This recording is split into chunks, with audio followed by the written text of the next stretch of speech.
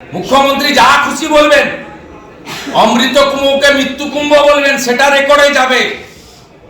দোল পূর্ণিমায় তমলুকে নন্দকুমারের সাঁইথিয়াতে কীর্ণাহারে হিন্দুদের উপরে আক্রমণ করবেন, সে কথা শঙ্কর ঘোষ বললেও রেকর্ডে যাবে না। এটা কার বিধানসভা? এই বিধানসভাটা কার? সংবিধানের দ্বারা চলে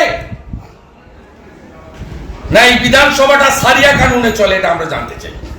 আমরা দায়বদ্ধ তাদের কাছে, তাদের প্রতিনিধি। আমরা কখনোই অন্য কমিউনিটি বা অন্য কারো বিরুদ্ধে বলি।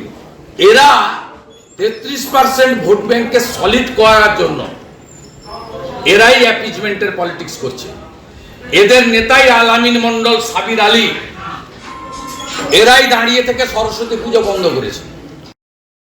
আমি যদি সংবিধানের শপথ নিয়ে এখানে আসি আর তারপরে যদি শুধু একটা ধর্মের কথাই বলি, সেটা তো সংবিধানকে একটা বৃদ্ধাঙ্গোষ্ঠী দেখানো হয়। আমি কি শিবের ভক্ত নই, কিন্তু আমাকে সেটা জাহির করে বলতে হবে কেন? এটা হচ্ছে বক্তব্য। আমি যদি সত্যি করে ঈশ্বরের সেবায় নিজেকে নিয়োজিত রাখতে চাই, আমি সেটা নিজের মনের মধ্যে রাখবো।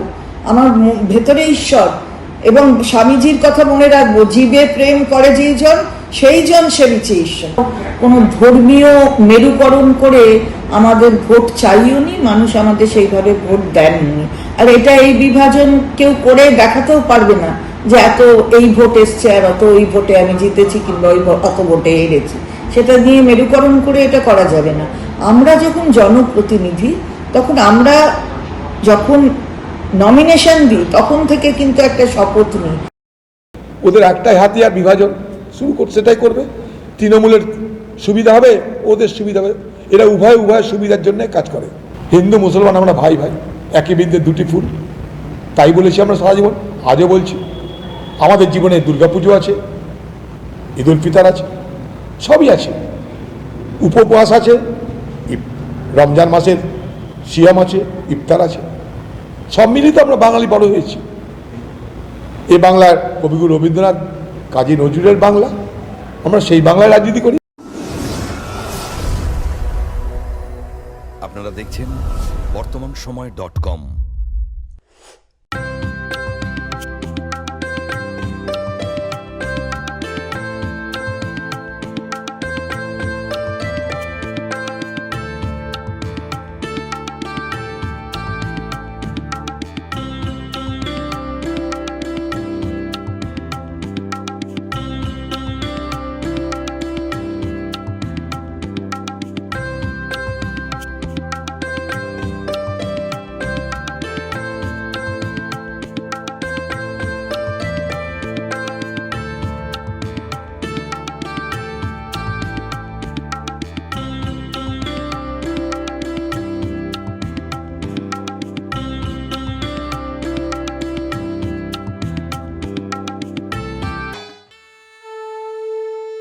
বাসন্তী রং ছুঁয়েছে যখন জীবনের বিশ্বাস, সিঁদুরে সরাজ আঁকে বধূ সাজ, মন তুই ভালোবাস।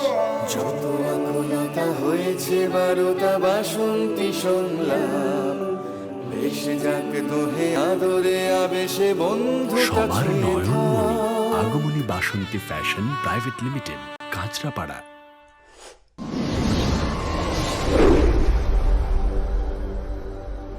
You are watching বর্তমানসময়.com।